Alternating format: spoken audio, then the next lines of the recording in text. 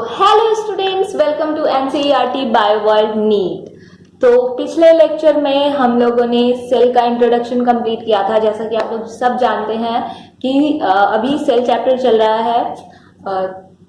तो आज हम कंप्लीट करेंगे सेल थ्योरी। और जो भी मेरे चैनल पर नए हैं वो जाकर सब्सक्राइब कर दें मेरे चैनल को, और जाकर पिछला वीडियो भी देख लें ताकि अच्छे से आप लोगों को समझ में आ जाए।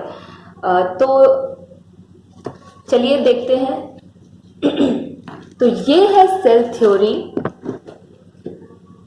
यहाँ पे टॉपिक है, अगर आप लोग एनसीईआरटी लेके बैठे हो, वैसे मैं पढ़ाती हूँ तो अगर आप लोग मेरा लेक्चर देखते हो तो एनसीईआरटी साथ लेकर बैठा करो ताकि आप अच्छे से समझ पाओ चीजों को। तो पिछले लेक्चर में जैसा कि मैंने बताया था आप लोगों को कि सेल क्या होता है, एक तरह का इंट्रोडक्शन था वो। तो आज हम सेल थ्योरी स्टार्ट करने जा रहे हैं। तो चलिए रीड करते हैं। In 1838 Matthias Schleiden, a German botanist, examined a large number of plants and observed that all plants are composed of different kinds of cells which forms the tissues of the plant। तो 1838 की बात है, 1838 की बात है। जो एक Matthews स्क्लीडेन नाम के एक जर्मन बोटानिस्ट थे। बोटानिस्ट मतलब जो प्लांट की स्टडी करते हैं, और जूलॉजिस्ट मतलब जो एनिमल की स्टडी करते हैं, उसके एनाटॉमी मॉर्फोलॉजी उसकी। तो एक जर्मन बॉटनिस्ट थे मैथ्यूस स्क्लीडेन नाम के। ये सब नेम ना आप लोग अच्छे से याद रखो क्योंकि नीट में एकदम एनसीईआरटी के लाइन से ऐसे क्वेश्चन पूछ देता है। और वो क्या किए थे, एक मतलब एग्जामिन किए थे बहुत ज्यादा लार्ज नंबर ऑफ प्लांट्स को, बहुत ज्यादा प्लांट्स को एग्जामिन किए थे और ऑब्जर्व क्या किए थे कि सारे प्लांट्स जो हैं वो डिफरेंट डिफरेंट काइंड्स के सेल्स से बने हुए हैं। All plants are composed of different kinds of cells. Okay, सारे प्लांट्स जो मतलब सारे पौधे जो हैं वो अलग अलग टाइप के सेल से बने हुए हैं। सारे एक सेल से नहीं बने हुए, एक जैसे सेल से, सब अलग अलग टाइप के सेल से बने हुए हैं। जो सेल जो है वो प्लांट के टिश्यू को बनाता है। यानी जैसे आप लोग देख लो कि एक एक छोटे छोटे, जब जैसे आप केमिस्ट्री में पढ़ते हो, सबसे छोटा जो कण होता है वो एटम होता है। तो इसी तरह बायोलॉजी में सबसे छोटा जो होता है वो सेल होता है, और सेल से मिलकर ही टिश्यू बनते हैं। जैसे कि आप मतलब प्रैक्टिकली लेवल पे आ जाओ तो आप लोग देखोगे कि बहुत सारे, एक स्कूल रहता है और उस स्कूल में बहुत सारे क्लास रहते हैं, और क्लासेस मिलके एक स्कूल बनाते हैं। तो इसी तरह यहाँ पर भी है, छोटे छोटे सेल मिलके प्लांट के टिश्यू को बना रहे हैं। यहाँ पे मैथ्यूस स्क्लीडेन ने वो ऑब्जर्व किया, प्लांट को स्टडी कर, और उसी समय at about the same time, उसी समय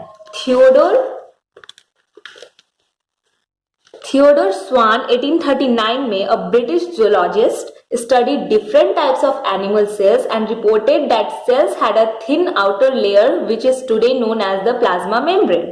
और उसी वक्त उसके एक साल बाद 1839 में, जैसा कि आप यहाँ पे आप देख सकते हो, 1839 में एक ब्रिटिश जूलॉजिस्ट थे जो कि एनिमल का स्टडी करते थे। जैसा कि मैंने आपको बताया, जूलॉजिस्ट मतलब जो एनिमल का स्टडी करते हैं। वो अलग अलग टाइप के एनिमल के सेल को स्टडी किया उन्होंने, और क्या रिपोर्ट किया कि जो सेल है, that cells had a thin outer layer. यानी सेल के पास जो होता है एक पतला सा लेयर होता है। जैसे ये एक सेल हो गया, एंड इसके पास एक पतला सा लेयर होता है, उन्होंने ऑब्जर्व किया, जो कि आज किस नाम से जाना जाता है, प्लाज्मा मेम्ब्रेन के नाम से जाना जाता है। उस वक्त थियोडोर स्वान जो थे, उस वक्त उन्होंने सेल के चारों तरफ एक पतले से मेम्ब्रेन को ऑब्जर्व किया था, जो आज प्लाज्मा मेम्ब्रेन के नाम से जाना जाता है। He also concluded based on his studies on plant tissues that the presence of cell wall is a unique character of the plant cells. And जो थियोडोर स्वान थे वो एक जूलॉजिस्ट तो थे ही, बट वो प्लांट की भी स्टडी करते थे। उनको क्यूरियोसिटी होती होगी बाकी चीज की भी स्टडी करने की। बहुत से लोग होते हैं, उनको हर चीज की स्टडी करनी होती है। तो शायद थियोडोर स्वान जो थे वो उन्हीं लोगों में से एक थे। तो वो उन्होंने प्लांट की भी स्टडी की और ये कंक्लूजन निकाला कि प्लांट टिश्यूज की जब उन्होंने स्टडी की तो ये कंक्लूजन निकाला कि that the presence of cell wall is a unique character of the plant cells. जो सेल, जैसे एनिमल सेल में तो प्लाज्मा मेम्ब्रेन होता है, और प्लांट सेल में प्लाज्मा मेम्ब्रेन के साथ साथ उसके ऊपर भी एक और कवरिंग होती है। उसके ऊपर भी एक और कवरिंग होती है जो कि टफ होती है, जिसको हम लोग सेल वॉल कहते हैं। तो थियोडोर स्वान ने क्या कंक्लूजन निकाला कि प्लांट टिश्यू का स्टडी करके कि जो सेल वॉल है प्लांट सेल में जो मौजूद होता है सेल वॉल, वो उसके यूनिक कैरेक्टर को दर्शाता है। क्या दर्शाता है? यूनिक कैरेक्टर को दर्शाता है। On the basis of this, Swan proposed the hypothesis that the bodies of animals and plants are composed of cells and product of cells.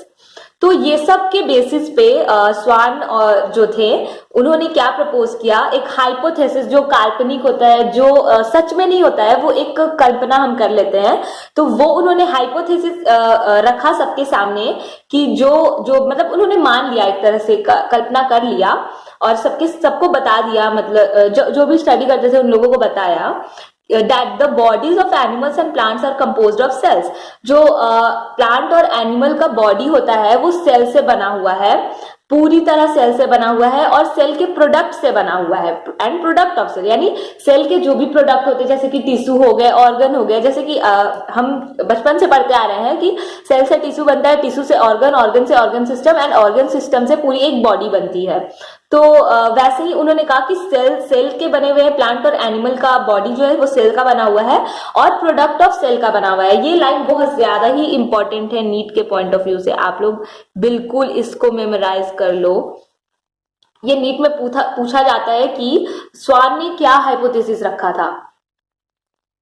तो देन यहां पर है next line, Schleiden and Schwann together formulated the cell theory.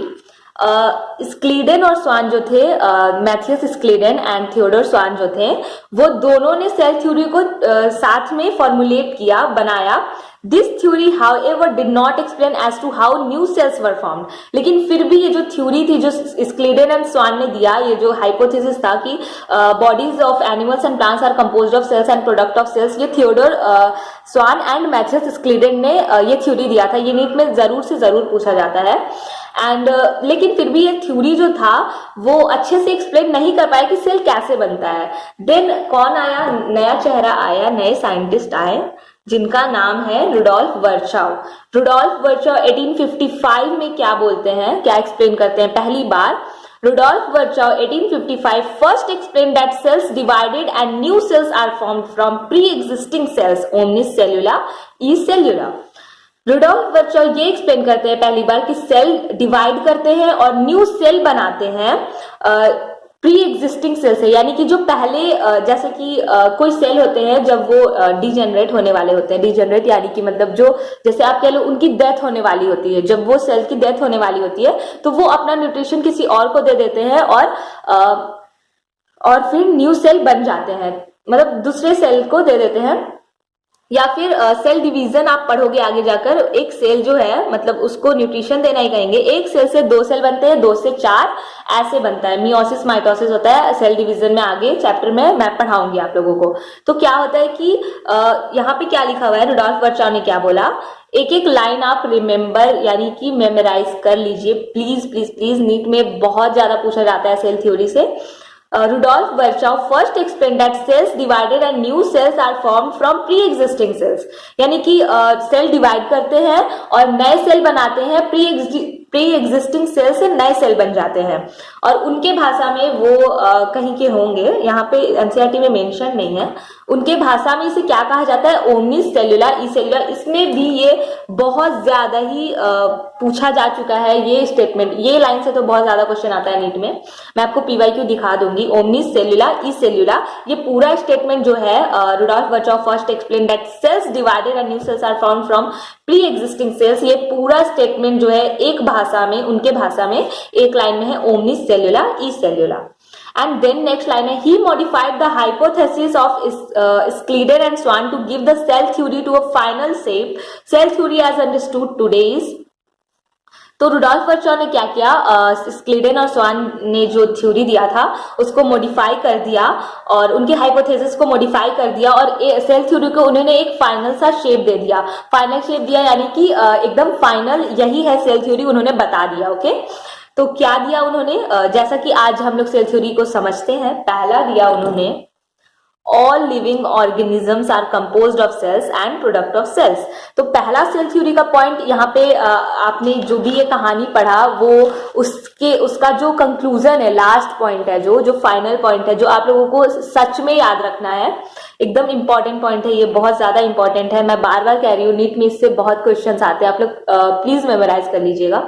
All living organisms are composed of cells and product of cells, यानी कि सारे जो living organisms है, जो भी जीव जंतु है, जितने भी छोटे से लेकर बड़े तक जो भी जीव जंतु है जो जीवित है, वो जो है सेल से बने हुए रहते हैं और प्रोडक्ट ऑफ सेल से बनते हैं। एंड दूसरा पॉइंट क्या है, all cells arise from pre existing cells, यानी सारे सेल्स जो है वो पिछला जो सेल होता है उनसे बनते हैं। यानी कि जैसे हम लोग अपने पेरेंट्स से एक नया बच्चा जन्म लेता है, जैसे कि आप ह्यूमन में देख लो, एक नए ह्यूमन से नया ह्यूमन जन्म लेता है, सॉरी एक पुराने ह्यूमन से नया ह्यूमन जन्म लेता है, जैसे कि बेबी आता है इस दुनिया में, वैसे ही सेल्स एक पुराने सेल से एक नया सेल, दो नया सेल, जितने भी पुराने सेल से नए सेल बनते हैं। यहाँ पे ये कहा जा रहा है all cells arrive from pre existing cells, यानी कि पुराने सेल से नए सेल बनते हैं। सारे पहले जो प्री एग्जिस्टिंग का यहाँ पे कहने का मतलब है कि जो भी पहले के एग्जिस्ट, यानी जो भी पुराने सेल्स एग्जिस्ट कर रहे हैं इस धरती पर, उनसे जो है सारे सेल्स उन्हीं से बनते हैं। तो यहाँ पे हमारा सेल थ्योरी होता है खत्म। ये बहुत ज्यादा इंपॉर्टेंट टॉपिक है।